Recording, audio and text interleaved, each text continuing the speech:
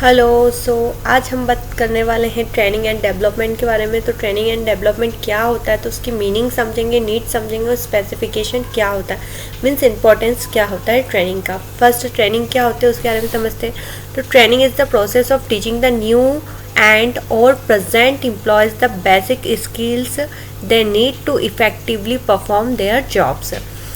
Okay, so training क्या होती है, एक तरीके से प्रोसेस होती है जिसमें हम किसी को, जो हमारे न्यू एम्प्लॉयज़ हैं और जो ओल्ड एम्प्लॉयज़ हैं, उनको कुछ चीज़ सिखा रहे हैं, हम उनके अंदर कुछ स्किल्स को डेवलप्ड कर रहे हैं। ठीक है, तो ये एक तरीके से जैसे एक स्टूडेंट जब एजुकेशन का टाइम रहता है तो अपने टीचर से कुछ ना कुछ सीखता है, उसी तरीके से हम भी अपने एम्प्लॉयज़ को जॉब के टाइम पे या जब हम किसी नए एम्प्लॉयज़ को अपनी कंपनी में लेते तो उसको जॉब के अकॉर्डिंग चीज़ें सिखाते, स्किल्स उसके अंदर डेवलप करते, ताकि वो जो भी जॉब परफॉर्म कर रहा है वो इफ़ेक्टिवली कर सके।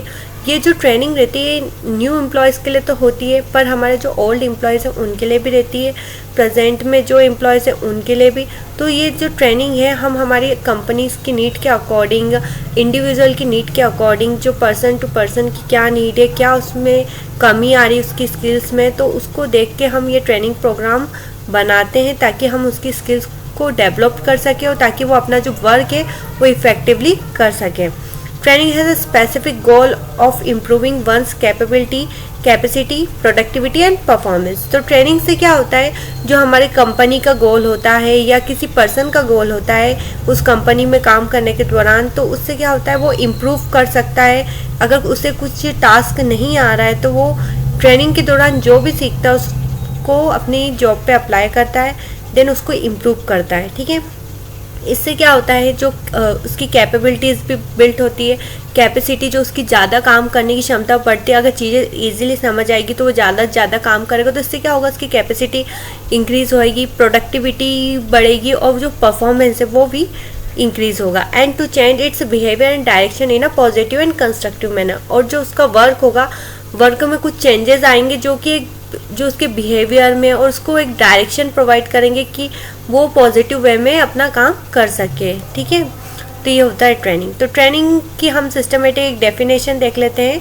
Training is the systematic modification of behaviour through learning which occurs as a result of education, instruction, development and planned experience. तो ट्रेनिंग क्या होता है, एक सिस्टमेटिक प्रोसेस बोल सकते हैं, या हम किसी के बिहेवियर को मॉडिफाई करते हैं या उसमें कुछ चेंजेस लाते हैं। ठीक है, तो उससे कैसे कि वो कुछ लर्न करता है, लर्न करने के बाद जो भी रिजल्ट आता है, जो भी हमने एजुकेशन प्रोवाइड किया है, जो भी हमने लर्निंग के दौरान जो भी सिखाया है, इंस्ट्रक्शंस दिए हैं, जो भी इंडिविजुअल का या ग्रुप ऑफ इंडिविजुअल का डेवलपमेंट किया है, जो भी हमने प्लान्ड एक्टिविटीज़ दी है, तो उससे क्या होता है वो कुछ सीखता है, उसको कुछ एक्सपीरियंस मिलता है। तो ये क्या है, ट्रेनिंग एक सिस्टमेटिक मॉडिफिकेशन प्रोसेस है। ठीक है, अब हम नेक्स्ट स्लाइड पे जाते हैं, तो इसको मैं रोटेट कर लेती हूँ।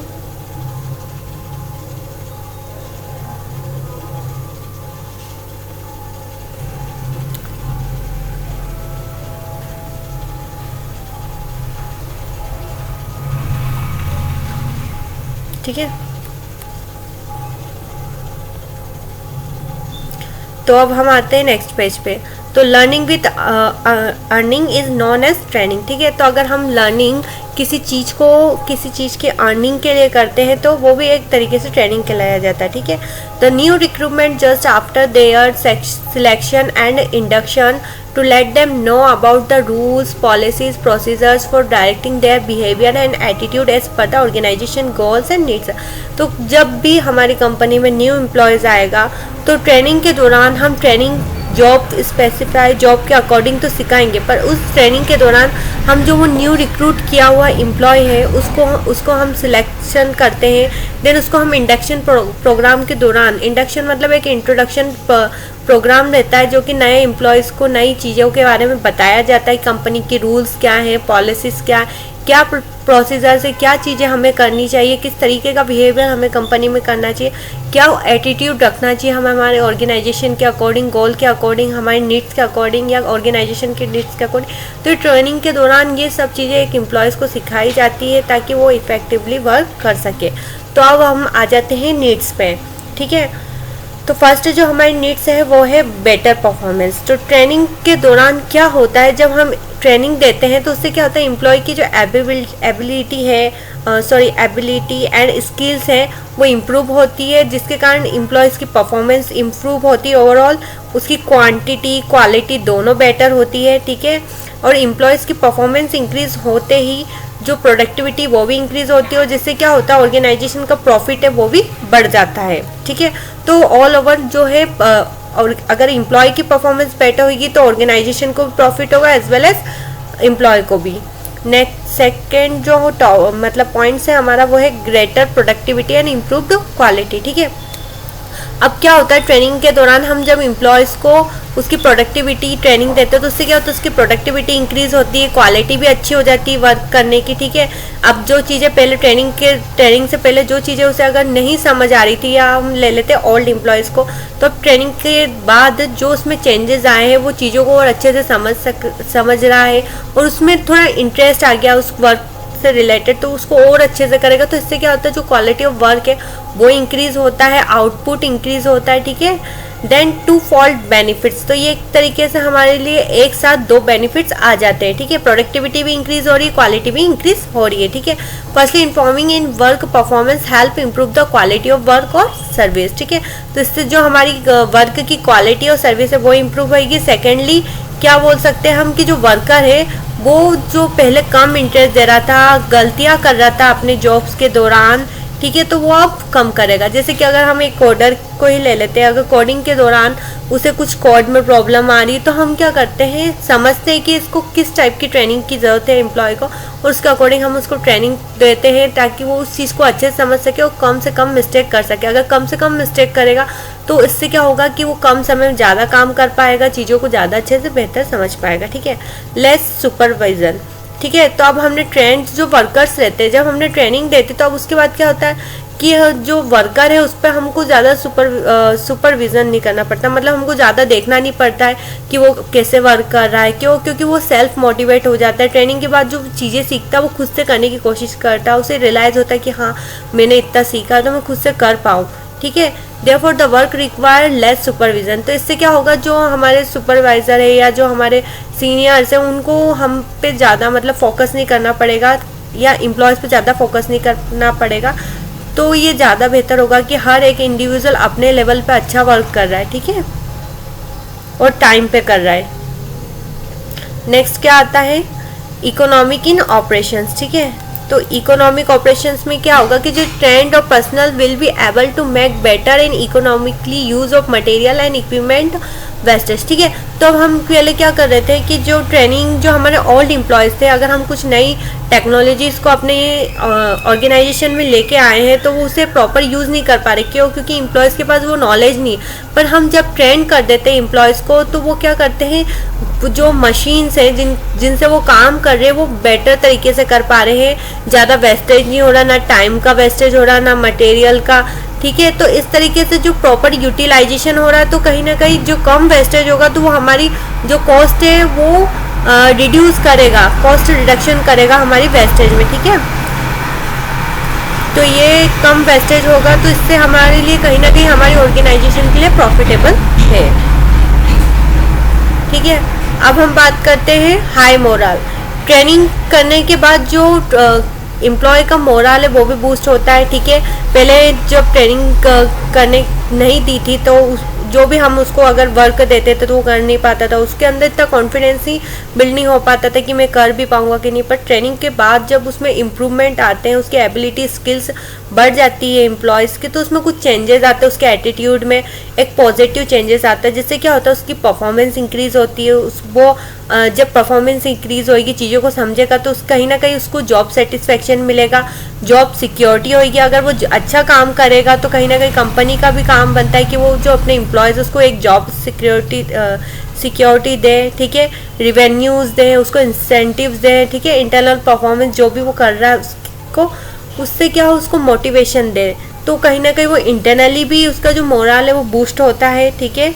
तो कहीं ना कहीं वो अपने आप को समझता है कि हाँ मैं इस वर्क को कर सकता हूँ, और वो ऑर्गेनाइजेशन के प्रति लॉयल हो जाता है, ठीक है। तो ये होते हैं हाई मोरल। अब उसके बाद आते हैं हम इफेक्टिव रिस्पॉन्स टू इन्वायरमेंट, ठीक है।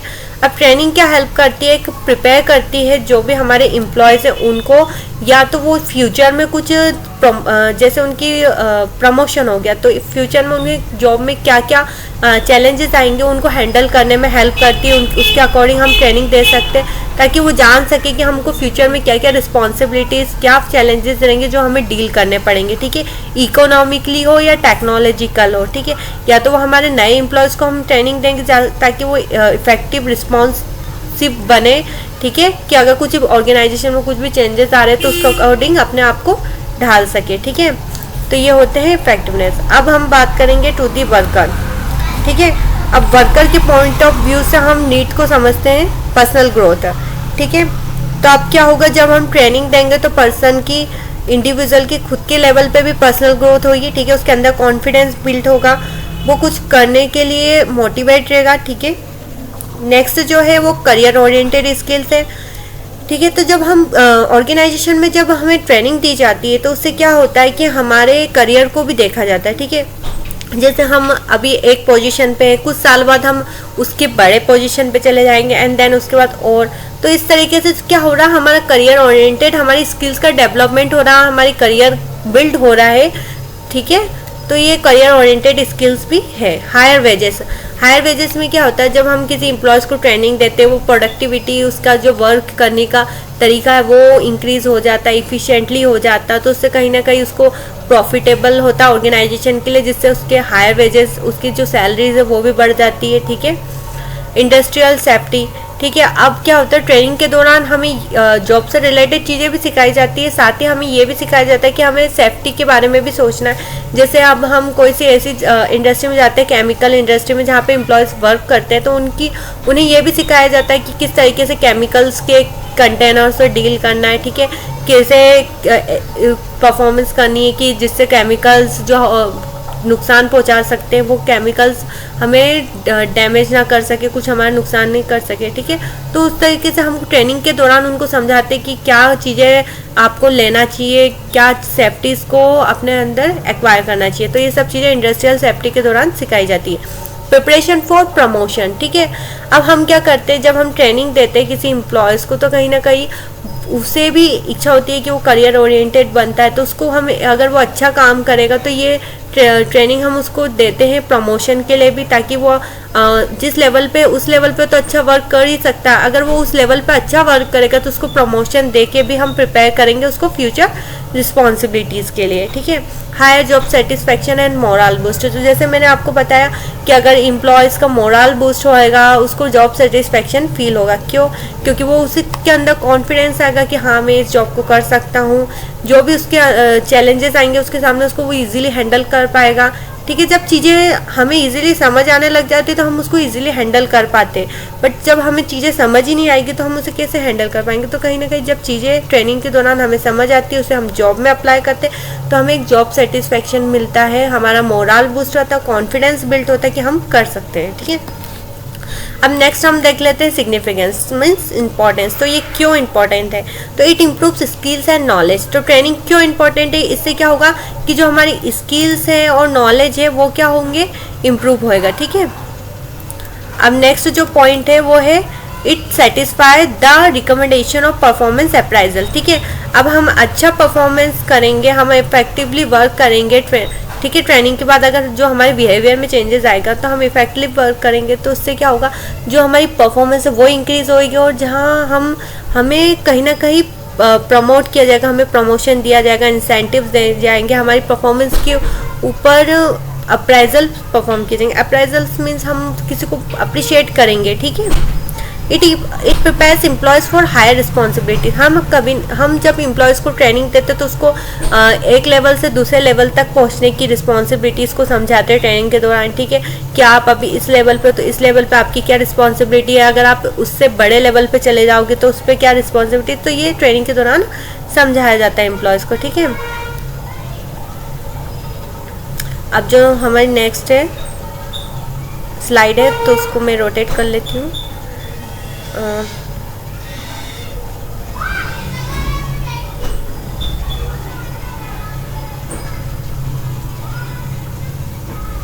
ठीक है, हाँ, तो नेक्स्ट क्या है, it shows employees they are valuable. ठीक है, अब ये क्या फील करवाता है एम्प्लॉयज़ को कि हाँ वो वैल्यूएबल है। ठीक है, अगर हम ट्रेनिंग देते तो एम्प्लॉयज़ को भी ऐसा लगता है कि हाँ हम जो हमारी ऑर्गेनाइजेशन उससे कनेक्टेड है और खुद को एक वैल्यूएबल फील करते हैं। It taste the efficiency of new performance management system. ठीक है, तो इससे क्या होता है, जो हम ट्रेनिंग के दौरान हम ये भी चेक कर पाते हैं कि जो न्यू एम्प्लॉयज़ है उसकी परफॉर्मेंस कैसी है, उसको मैनेज कर पाते हैं हम सिस्टम के अकॉर्डिंग, हमारी ऑर्गेनाइजेशन के according. It improves IT and computer skills. अब जैसे हमारे ओल्ड एम्प्लॉयज़ हैं उनको आईटी का नॉलेज इतना नहीं है, कंप्यूटर कैसे चलाना है, तो ये सब चीज़ें हम ट्रेनिंग के दौरान उनको समझाते हैं, तो जिससे जो हमने ऑर्गेनाइजेशन में न्यू टेक्नोलॉजीज लाई हैं उसको अडॉप्ट कर सकता है एम्प्लॉय इजिली। ठीक है, and effectively training program should be flexible. जो अच्छा ट्रेनिंग प्रोग्राम होता है वो फ्लेक्सिबल होता है। ठीक है, ऐसा नहीं कि बहुत ज़्यादा बोरिंग हुआ या मतलब जिससे एम्प्लॉयज़ ज़्यादा इंगेज नहीं हो पा रहा, ऐसा नहीं। ट्रेनिंग प्रोग्राम जब भी हम डिज़ाइन करें तो वो इतना फ्लेक्सिबल होना चाहिए कि एम्प्लॉयज़ को बॉर्डम फील नहीं होना चाहिए, वो इंगेज हो पाए, जो हम उनको देना चाहते हैं इन्फॉर्मेशन वो ले पाए। ठीक है, it should be able to prepare the training mentally before that impact any knowledge. ठीक है, तो हम उस ट्रेनिंग के दौरान हम ट्रेनिंग को प्रिपेयर करते हैं, उसको मेंटली प्रिपेयर करते हैं कि उसके आगे क्या रिस्पॉन्सिबिलिटीज, जॉब में क्या करना है उसे। ठीक है, तो उसका जो नॉलेज है उसके ऊपर इम्पैक्ट डलता है। ठीक है, it should be emphasise on both theory and practical training. ठीक है, तो जब भी हम ट्रेनिंग देते हैं ट्रेनिंग्स को तो हम थ्योरेटिकल चीज़ें भी समझाई जाती हैं, उन थ्योरेटिकल चीज़ों को प्रैक्टिकली भी अप्लाई करके बताया जा सकता है। ठीक है, जैसे अगर किसी इंडस्ट्रियल एरिया में चले गए तो मशीन को हमने बता तो दिया कि ये मशीन का पार्ट ये काम करता है, इस तरीके से करता है, ये थ्योरेटिकल हमने समझा दिया, बट उसको प्रैक्टिकली भी हम ले जाकर एम्प्लॉयज़ को बताएंगे कि इसको ऐसे इस तरीके से स्टार्ट होता है, ये स्टार्ट बटन है, ये ऑफ बटन है। ठीक है, तो इस तरीके से प्रैक्टिकल नॉलेज भी दिया जाता है। नेक्स्ट क्या है, it should be given by qualified and trend trainer. ठीक है, जब भी हम ट्रेनिंग के दौरान हम हमेशा जो हमारा ट्रेनर है जब भी हायर करते हैं तो ट्रेनर भी जब एम्प्लॉयज़ को ट्रेनिंग देने जाता है तो वो हमारा क्वालिफाइड होना चाहिए, हमारे जो ट्रेनिंग का जो मोटिव उसके अकॉर्डिंग उस ट्रेनर के पास नॉलेज होना चाहिए। तो ये चीज़ें इंपॉर्टेंट है ट्रेनर के लिए। ठीक है, जब वो ट्रेन करने जाता है। An effective training program should be supported by top management. ठीक है, तो एक इफेक्टिव ट्रेनिंग प्रोग्राम क्या होता है, जो कि जो टॉप मैनेजमेंट है वो को सपोर्ट करता है। अगर जो लोअर लेवल और मिडिल लेवल के जो भी एम्प्लॉयज़ अच्छे से काम करेंगे तो कहीं ना कहीं वो टॉप मैनेजमेंट की भी हेल्प कर रहे हैं। The content of training program should be prepare before identify the training needs at the should be according to the job requirement. ठीक है, तो हम जब भी जो ट्रेनिंग प्रोग्राम में जो कंटेंट ले रहे हैं वो उसके अकॉर्डिंग होना चाहिए, उनकी जॉब के अकॉर्डिंग कि उनको जॉब में क्या परफॉर्म करना है। ठीक है, ये आइडेंटिफाई करना चाहिए हमको कि क्या ट्रेनिंग की नीड्स है, क्या उसके अकॉर्डिंग हमको जॉब की रिक्वायरमेंट के अकॉर्डिंग हमें ट्रेनिंग देनी है। तो गाइज ये सब थे ट्रेनिंग के बारे में इंट्रोडक्शन, अभी ट्रेनिंग एंड डेवलपमेंट के बारे में। ठीक है, तो ये इस तरीके से मैं एक बार उस स्लाइड आपको दिखा देती हूँ ताकि अगर आप नोट्स बनाना चाहें तो बना सकते हैं। ठीक है, मैं थोड़ी देर पॉज करके रखूँगी इस वीडियो को। ठीक है, तो आप कोई डेफिनेशंस अगर आप नोट डाउन करना चाहते तो कर सकते हैं। ठीक है,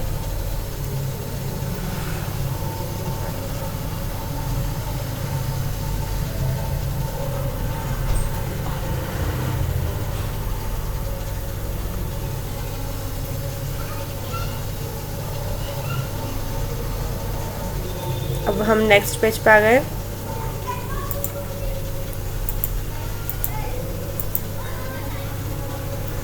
ठीक है,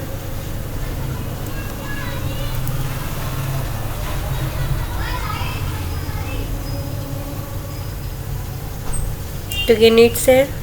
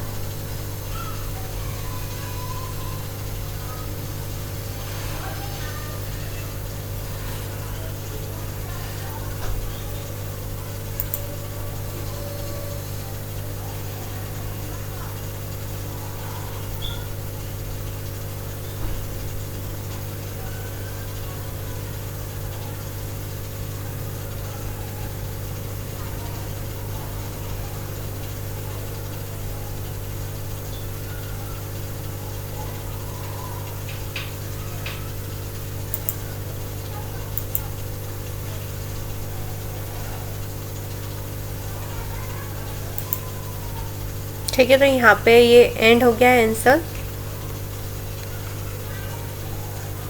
तो ये हो गई ट्रेनिंग की नीड्स, उसके इम्पोर्टेंस और ट्रेनिंग क्या होता है। ठीक है, अब नेक्स्ट वीडियो में हम देखेंगे ट्रेनिंग एंड डेवलपमेंट पॉलिसीज़ के बारे में, उसके फीचर्स के बारे में। ठीक है, सो अगर आपको वीडियो अच्छी लगी तो चैनल को लाइक कीजिए, सब्सक्राइब कीजिए and thank you, bye bye.